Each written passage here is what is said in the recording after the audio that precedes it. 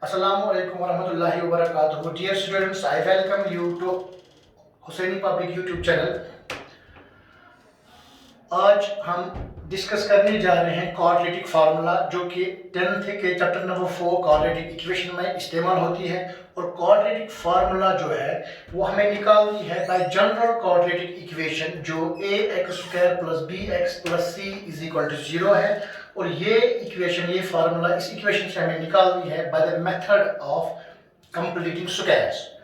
इससे पहले कि जो कंप्लीटिंग स्क्वायर है उसके बारे में जानेंगे। कंप्लीट स्क्वायर जो है वो फार्मूलाज होते हैं जहां पे जिनका होल स्क्वायर होता है। हमने पढ़े हैं आज तक a + b का होल स्क्वायर, a - b का whole square, a + b + c का होल स्क्वायर। लेकिन इन तमाम होल स्क्वायर वाले फार्मूलाज में से हमें वो आइडेंटिटी लेनी है जिसके एक्सपेंडेड फॉर्म में 1, 2, 3 टर्म्स होंगे। क्योंकि जो जनरल क्वाड्रेटिक इक्वेशन है ax² + bx + c, इसमें 3 टर्म्स है। वेरिएबल यहाँ पे x है, a, b और c जो है ये कांस्टेंट्स है या रियल नंबर्स है।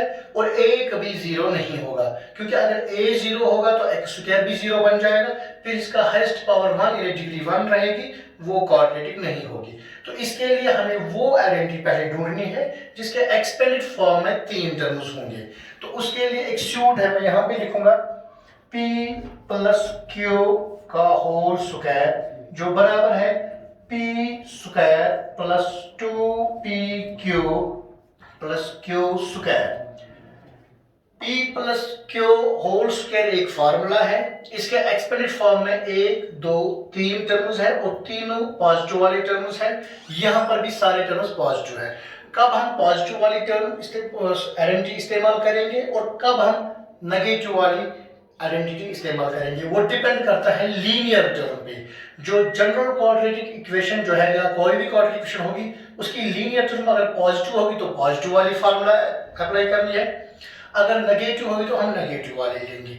यहाँ पर जो है हम यहाँ पे वेरिएबल p को मानेंगे और q जो है यहाँ पे वो कांस्टेंट है। तो एक एक करके हम इसके सीधे इसको इक्वल करेंगे, p और q का वैल्यू निकालेंगे ताकि ये कंप्लीट स्क्वायर बन जाएगा और उसके बाद हम वेरिएबल का वैल्यू निकालेंगे। तो पहला चीज यहाँ पे है p² और यहाँ पर है ax²। मतलब अगर p² वेरिएबल है तो यहाँ पे फर्स्ट टर्म है वेरिएबल स्क्वायर और यहाँ पर फर्स्ट टर्म है ax²। That means variable square. अगर वेरिएबल स्क्वायर x² है तो a कोफिशिएंट है, लेकिन यहाँ पर a नहीं है, इस तरह हमें a को हटाना है। लेकिन इस तरह हटाना है कि इस इक्वेशन का बैलेंस जो है वो चेंज नहीं होना चाहिए। तो उसके लिए हम a और x² के बीच में रिलेशन देखेंगे। a और x² जो है ये जुड़ा हुआ है इनटू के जरिए, इसलिए इनटू वाली चीजें जो है वो डिवाइड से हट जाती है। तो हम यहाँ पे लिखेंगे dividing both sides by a।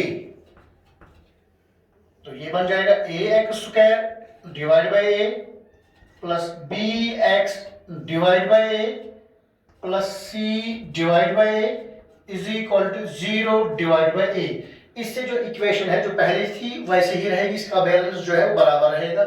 उसके बाद जहां जहां कैंसिलेशन होगी वहां हम कैंसिलेशन कर सकते हैं। जैसे यहाँ पे होगा a⁻1 a 1 जार और a 1 जार, तो जो बच जाएगा यहाँ पे वो है x² plus b divide by ax plus c divide by a is equal to 0।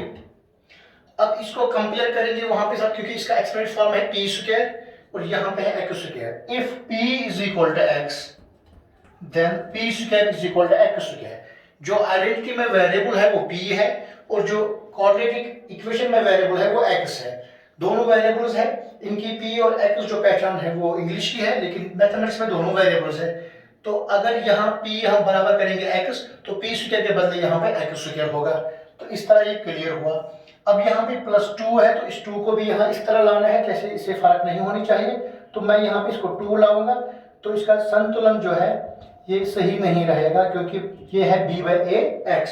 लेकिन अगर मैं डिवाइड भी साथ करूंगा तो क्योंकि हमें पता है 2 divide by 2 bx divide by a is equal to bx divide by a, क्योंकि 2 कैंसिल भी हो जाएगा। तो इससे कोई इसके बैलेंस पे कोई फर्क नहीं पड़ जाएगा। लेकिन हमें फार्मूला में जो है 2 वो 2 लाने के लिए मैंने इसको 2/2 मल्टीप्लाई किया है।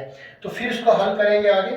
एक्स स्क्वायर प्लस फॉर्मूला की जैसे यहाँ पे 2 है तो लिखा 2 इंटू पी, और पी का वैल्यू हमें ऑलरेडी पता चला है वो एक्स है, तो ये 2 जो है वो मैंने ये लिखा है जिसको मैंने यहाँ से निशान रखा है, पी के बदले मैं ये एक्स लिखूंगा इंटू जो वहां पे क्यू है। अब इस क्यू का वैल्यू ढूंढेंगे, यहाँ पे इसके बदले क्या इस्तेमाल हुआ है, वो है इस 2 और इस x के बगैर जो बाकी है वो सारा है।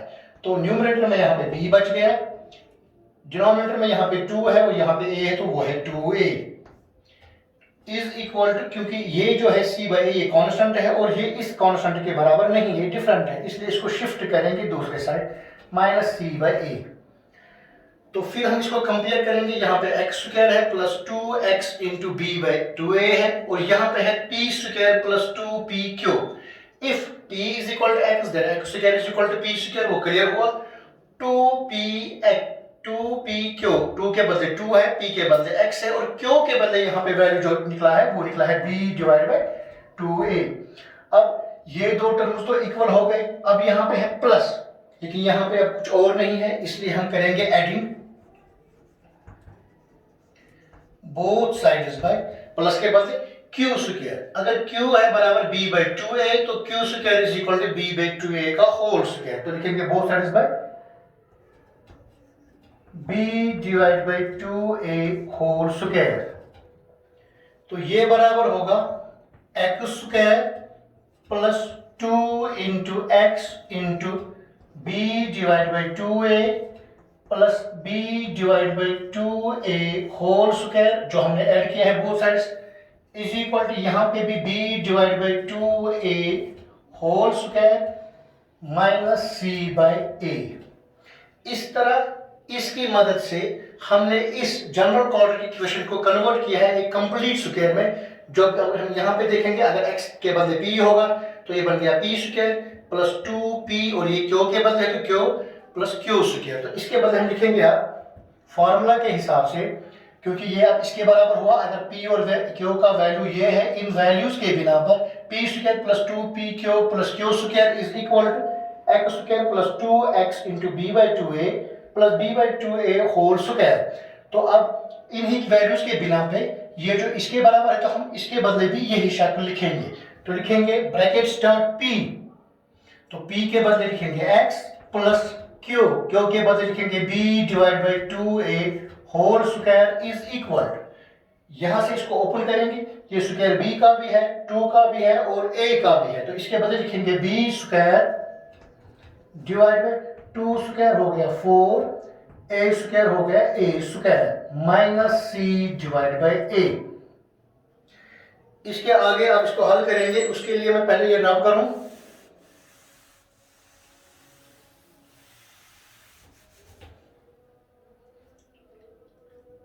x plus b divide by 2a whole square is equal to, इसको क्रॉस मल्टीप्लिकेशन करेंगे, यहाँ पे इसको कैलकुलेट करना है b square into a b square, बीच में साइन माइनस है तो minus 4a square into c 4a square c divide by 4a square into a 4a cube, which implies that x plus b divided by 2a whole square is equal to, यहां पर इन दो terms में जो है a common निकलेगा तो यहां रहेगा b स्क्वायर, क्योंकि a बाहर निकाला हमने, माइनस यहां पे a 2 थे, एक बाहर निकला, एक यहां पे रह गया, divide by 4a square into a।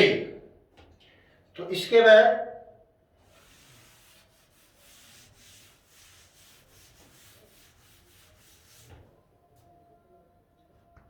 which implies that x plus b by 2a is equal to, whole square is equal to, ये a और ये a कैंसिल होगा, यहाँ पे रहेगा b square minus 4ac divide by 4a square.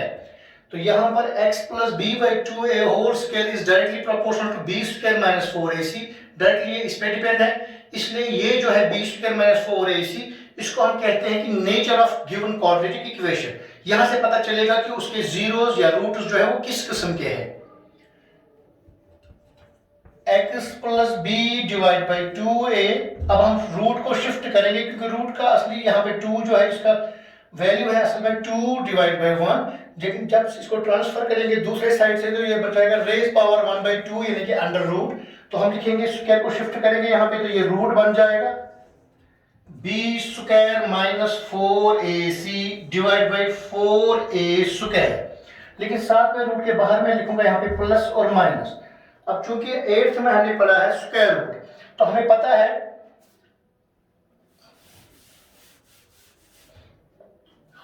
कि अगर हमने 8th में पढ़ा है जब हमने 5 × 5 किया तो वो 25 होगा और 25 का स्क्वायर रूट जो है वो निकलेगा 5। इसी तरह अगर -5 × -5 होगा वो भी 25 बन जाता है, +5 × +5 जो है वो भी 25 बन जाता है।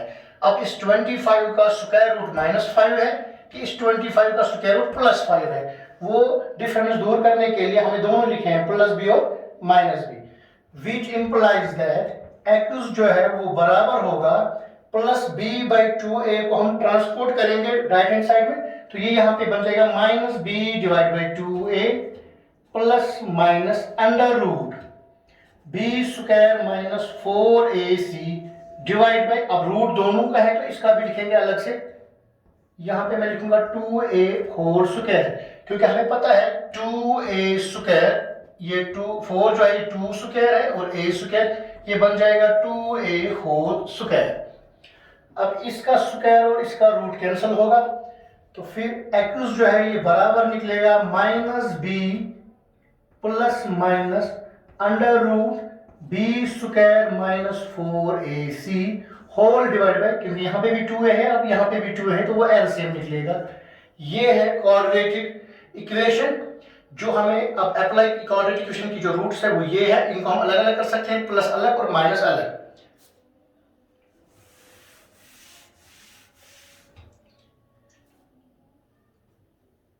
So x is equal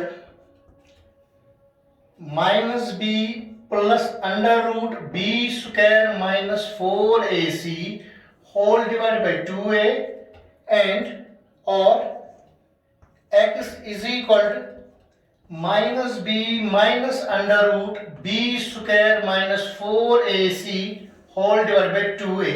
तो ये दो इसके जीरोस है। अब थोड़ी बहुत मैंने जगह रखी है, अगर किसी इक्वेशन में हमें सम करना पड़ेगा तो उस वक्त हमें कंफ्यूजन होगा, हम अगर सम करेंगे इसको बोथ साइड तो x और x को भी सम होता है, वो कंफ्यूजन दूर करने के लिए हम पहले वाले को अल्फा लिखते हैं और दूसरे वाले को बीटा लिखते हैं, क्योंकि हम अल्फा और बीटा को कंसिडर करते हैं कि ये दो रूट्स है एक क्वाड्रेटिक इक्वेशन की।